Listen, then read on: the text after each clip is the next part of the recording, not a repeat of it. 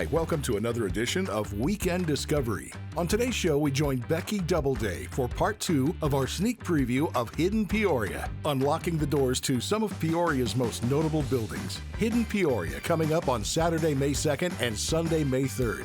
So stick around today for a very interesting show. Weekend Discovery, brought to you in part by TAPS No-Kill Animal Shelter, Fostering Saves Lives, 100 Taps Lane in Pekin, and Kelleher's Irish Pub and Eatery, 619 Southwest Water Street in Peoria. Hi everybody, I'm Becky Doubleday, and I'm back here with you again to talk about Hidden Peoria, a new event from the Peoria Historical Society, which is coming up on May 2nd and 3rd in downtown Peoria from 11 a.m. to 5 p.m. both days, and there are a lot of wonderful sights to see. Last time we were with you, we were talking to Pat Sullivan, who is a local developer, and we were talking about the Roselle Seal Test building in downtown Peoria, which is one of 13 great locations that Hidden Peoria is featuring. Well, today we're here at the University of Illinois College of Medicine, Peoria, to talk about what goes on here behind the scenes, as it's one of the Hidden Peoria locations. And we're here today with Susan Grevner. She's going to tell us all about it. Susan, can you tell us a little bit about the history of this beautiful building? Sure. The University of Illinois College of Medicine Peoria was founded in 1970, and we were originally housed in the First National Bank building in downtown Peoria, and then made our home in Burgess Hall at Bradley University before this building was constructed in 1976 and we moved in here.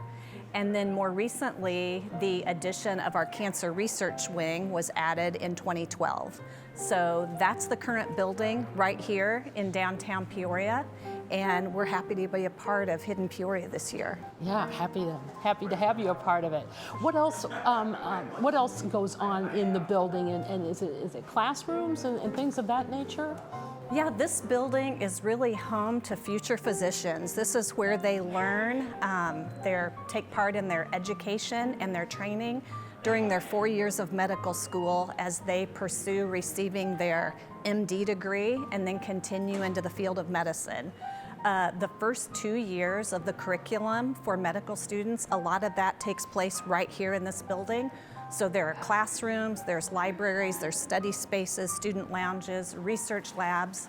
And then in the 3rd and 4th years of medical school, students are here, but they're also involved in clinical spaces. So they might be in ambulatory clinics or in our affiliate hospital systems where they're doing that more hands-on part of their training. So what are people going to be seeing for their tour down here when they come to see for Hidden Peoria? Yeah, when we open our doors on May 2nd, we'll welcome them into our lobby. We will give them a brief overview of College of Medicine, and then we'll have a guided walking tour where we will see a student classroom space where you can see the multimedia interactive nature of medical student learning. It's not your typical lecture hall college classroom that you might think. Another key area where our students are is the Rager Clinical Skills Lab. And that's where future physicians learn to take the ever important history and physical of that key part of every physician visit. So that looks much like a doctor's office, and so we'll be touring that space. We'll also look at the library, where there's lots of great resources. That library is also open to the public, so members of the community can come in and take advantage of those resources also. Interesting. So then we have our hallway of composites. So we have more than 2,000 graduates who've received their MD degree here, and so each of those classes have a composite. And so oftentimes visitors, when they walk through that hallway, they'll see a favorite family doctor or maybe a neighbor or someone in their community, because a lot of physicians are practicing right here too. So we also have our anatomy technology lab on the tour, where you can see the high-tech interactive way that students can engage with learning the material that is pretty rigorous and intensive in medical school. Wow.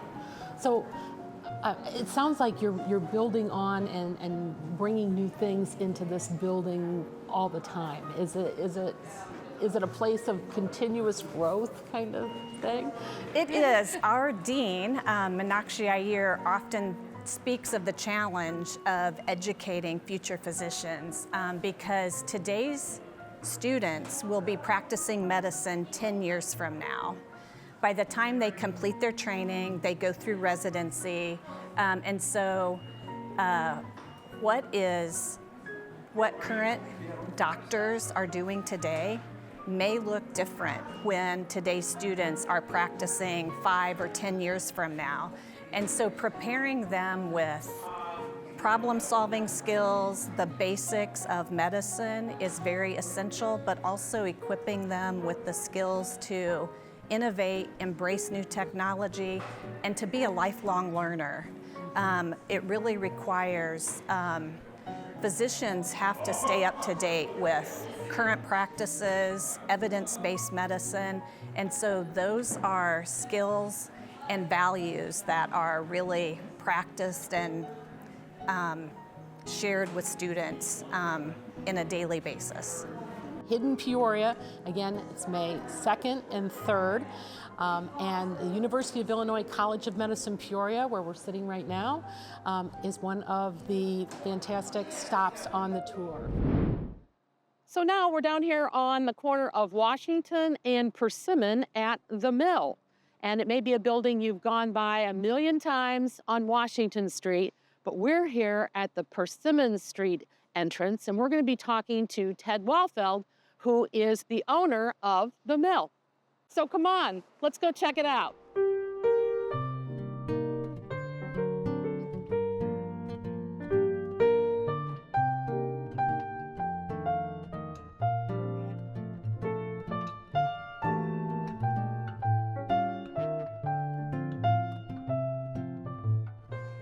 Well, Ted, this is such a cool building. Can you give me a little bit of the background on the history of it? Yeah, sure.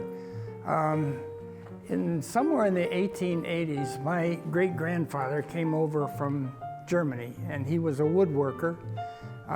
He started a millwork company in 1891, milling lumber.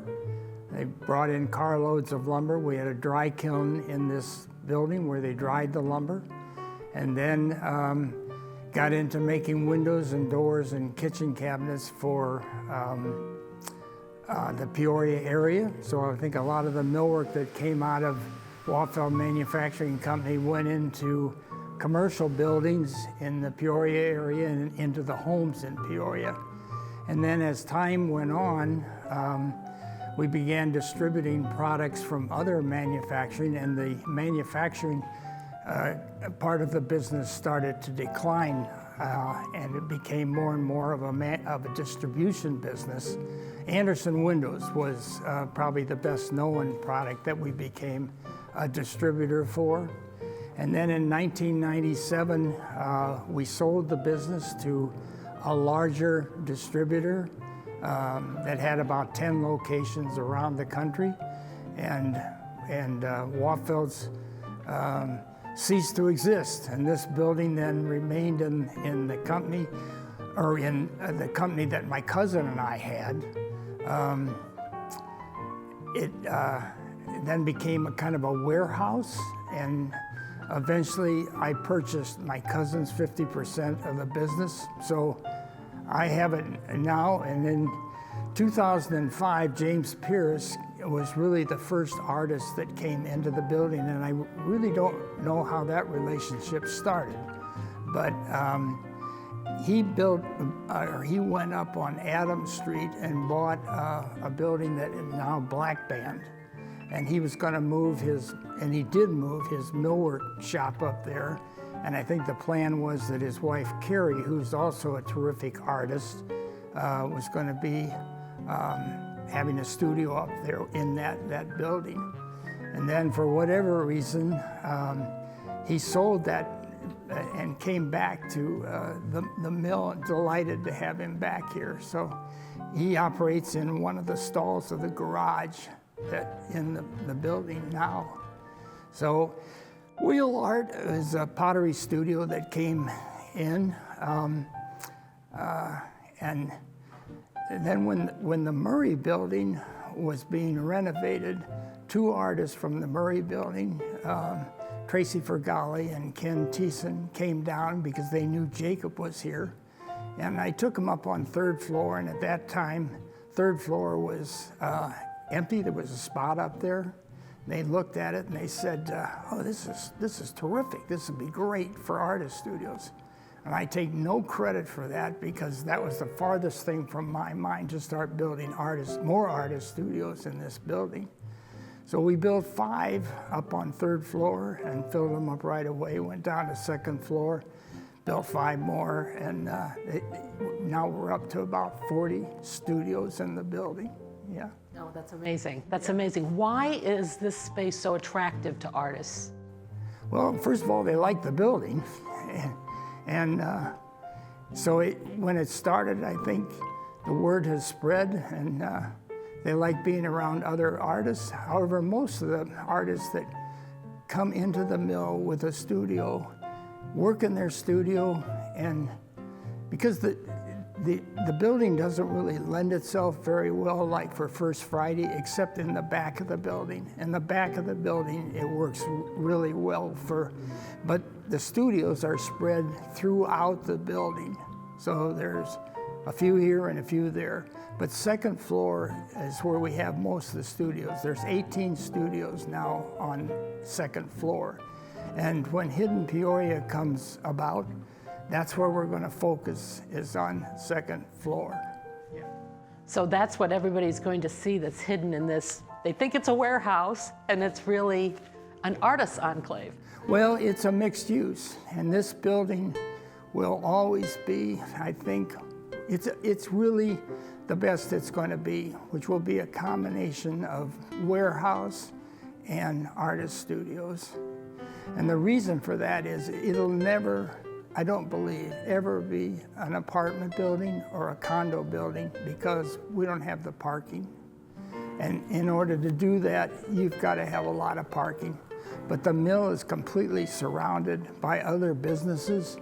We've got adequate parking with the parking lot across the street that belongs to the mill.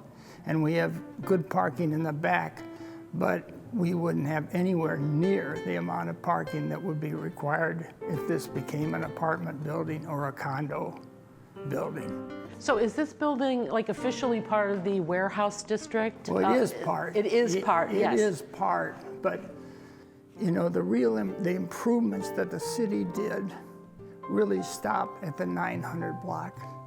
So there has to be something special to bring people further down Washington Street.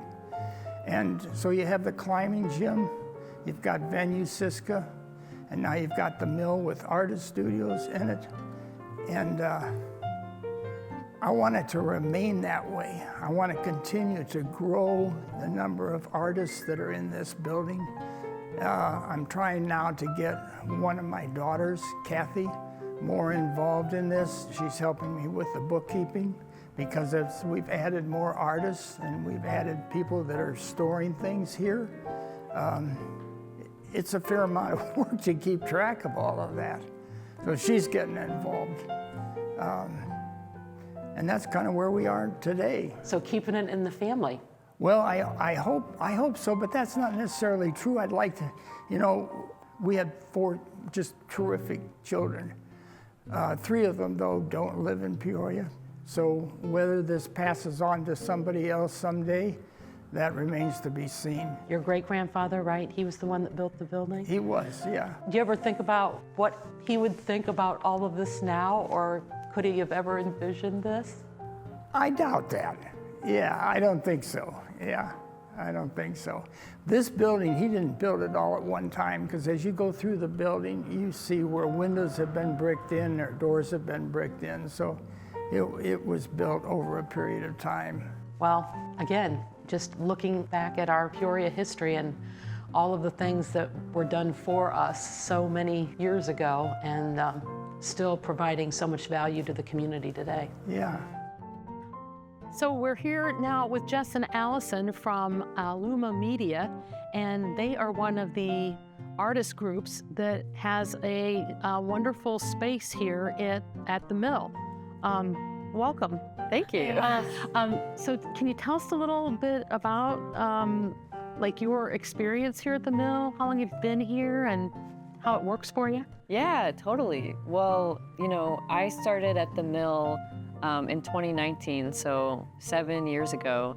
And at first it was just, I was starting as a painter, and I had my own emerging video and documentary work that I was doing. And as I've grown, the mill's kind of, I don't know, I've grown with the mill, or the mill's grown with me. That like, I started with a much smaller studio, and now I have a bigger studio, and now I have an amazing team that works with me. So Jess, how long have you been at the mill? Coming on 4 years. Wow. Yeah, this will be my 4th year. And so I've been in this studio with you the whole time. Yeah. And what's the nature of the work that you do here? We do a lot of different kinds of work, but we do videos for clients. We run the Big Picture Peoria Film Festival, which we're always really excited about. And then we make our own film projects, our own documentaries and short films together. Wonderful. Are you both from the Peoria area, or did you come to us from places afar? From afar. Yeah. You came from afar. Yeah, we both went to Broadley though. Yeah. So that's why we met, and that's why we're here. Yeah, I'm from the Chicago suburbs, and Jess is from LA, so it's very cool that I think it's cool that she's making films in Peoria. I think it's very cool. Very grateful to have her. Yeah, I'd love to know more about that transition sometime. That's really awesome. Yeah. Are you able? How do you use this space? I know probably a lot of video production now is just on your computer, right? So this can suffice for what you need? I mean, absolutely. We could do a lot of this work remote, honestly, but it's so nice to get to come together. We all really enjoy getting to spend time here in the studio. Like, there's just so much like character, and yeah, we like to spend time together, like collaborate on ideas rather than just stare at a screen all day, but get to actually talk with one another. And I feel like Jess has like been the best at finding like friends and surprises like around the mill. There's always So many friends and surprises throughout the mill. Yeah. Do you have any work coming up that's going to be shown soon, or? Yeah, the first feature-length documentary that I just finished after 6 years of working on it is going to be playing at the Milwaukee Film Festival, April 17th and 18th, and then at the Foxtail Film Festival in Normal, Illinois, on April 23rd. So I'm really excited to share that. Hopefully in Peoria soon, but those are the first Midwest festivals. Well, congratulations. Yeah, thank you. Yeah, and you'll be coming out with a music video soon? Really? Yeah, something of that sort, just to be screened on Instagram for a local band, yeah. That's okay. For Emily Howe? Yes, for Emily Howe. Yeah. Fantastic. Well, thanks so much for joining us, and we look forward to checking out your work coming up and all the other artists here at the mill. Thanks so much. From Peoria's industrial past at the mill, we now move into a space representing its future. We're at Distillery Labs at 201 Southwest Adams Street in downtown Peoria. This building has gone through multiple transformations over the decades, starting as a department store, but now it has been reimagined as a center for innovation, creativity, and community growth. So here to tell us more about the transformation and what this space is today is Doug Pruitt. He's the Executive Director at Distillery Labs. Thanks for joining us. Thank you, Becky. I'm happy that you're all here. Yeah, yeah. So what's Distillery Labs all about? Well, it's a lot of times our first description is telling the audience of what we are not. We are not an entity that's distilling alcohol. Okay. But it harkens back to our region's dominance in that industry a long time ago. And today, as you mentioned, we are a center for innovation where we support small businesses, scalable technology companies, any industry, any stage of the journey, while also being an asset to the community at large. So that's a big change from a department store space. And I say that because I know it was a WT grant at one time, because my mom worked here as a teenager, but it's been a few different things over the decades, correct? That is correct. I believe it was a department store, a drug store. I know most recently Illinois Central College had their Health and Human Services down here, so you had everything from dental hygienist training in the basement to physician's assistants and many other people in the healthcare industries learning their trade out of this building. And now, coincidentally, we have models and fashion designers that are making clothes that they hope one day will be in retail stores. We have culinary artists that are building their everything from barbecue sauce to opening up new restaurants and tinkering in our kitchen here, to those larger scalable tech-focused companies out of here as well. And a lot of it is health tech. So it's a lot of that DNA that this building has just already had in its past, kind of coming together into this moment in time, being focused on the future of innovation here in our region. So what makes this space unique? I mean, it sounds like there's a lot going on here. Well, yes, there is a lot going on here. And a comment we get a lot is that, I can't believe this is in Peoria. And I think that's in part to the design. It's pretty sleek and modern looking. On the street in downtown, we're adjacent to the ministry headquarters of OSF, which is a very large, beautiful, historic white building. And then we're right across the street, and we're a sleek, modern black building. And so I think it stands out a little bit in that sense. What makes our building unique is that it is an innovation hub that has all the resources that entrepreneurs need. So we're really focused on creating new businesses to drive economic growth. And that's the big word there, is and we are a community asset in the fact that our front doors are open 8 to 5, Monday through Friday, where we have a coffee shop in here that is run by our partner CWTC that train adults with disabilities. So we have a coffee shop that is giving training and skill sets to adults with disabilities, so you can come and have your coffee and help another cause. And we have a restaurant in here, so anybody can come in the front door, have your coffee meeting, have your lunch, whatever it is. And through the wall over there is one of the most advanced prosthetics on the planet that's being built.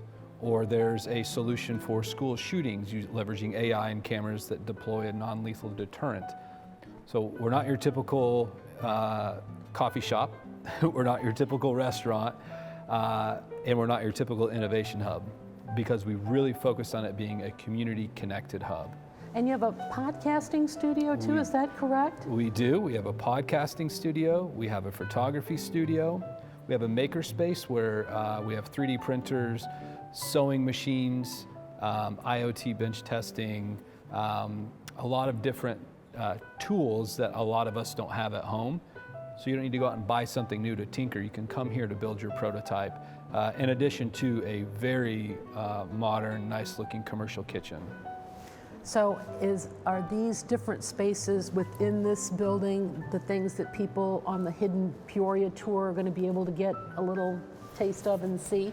Absolutely. So on our main floor here, we have 30,000 square foot total space. We're on our main level here, street level, and then the second level.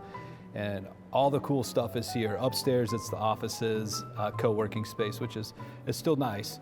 But down here on the main floor, where you'll be able to walk through on the tour, you'll see hints of paying respect to our history as a distiller. So just off camera here, we have a massive copper dome that kind of, it's supposed to invoke a old copper distill, and that's hovering over our coffee shop. And then in our maker space, those that are on the tour will be able to see the different tools we have. You'll be able to see some prototypes of some of the companies that are building very disruptive, brand new technology that hopefully will have a big impact on the world in a couple of years from now. be able to see the beautiful kitchen where not only does it have fantastic of equipment and a very modern look, but also we put the equipment in there so now you can live stream a cooking show from there. You can record content to build your brand. And then you can walk over and see our photography studio, and you can see our podcast studio. So it's an opportunity to really see the resources that are here. And what we hope is that it sparks some curiosity and interest for those that are on the tour to come back. So in this building, we're paying respect to the past and super excited about what the future holds for our region. Wow, just another great example of hidden Peoria, and truly things that are hidden, but right there in front of you too, hidden in plain sight, so to speak. From education and research at the University of Illinois College of Medicine to the history of industry at the mill, and now here at the Future of Innovation at the Distillery Labs, Hidden Peoria showcases the incredible range of spaces and stories that make this city unique. Each location tells a different part of Peoria's story, how it's grown, how it's evolved, and how it is continuing to be shaped into the future. This is just a sneak peek of what's included in the tour. To experience all 13 locations of Hidden Peoria, tickets are available at 309tix.com, PeoriaHistoricalSociety.org, and the day of the tours at Murray Place. We hope you'll join us May 2nd and 3rd from 11 to 5 in downtown Peoria so you can experience Hidden Peoria for yourself. Weekend Discovery, brought to you in part by TAPS No-Kill Animal Shelter, fostering saves lives, 100 Taps Lane in Pekin, and Kelleher's Irish Pub and Eatery, 619 Southwest Water Street in Peoria.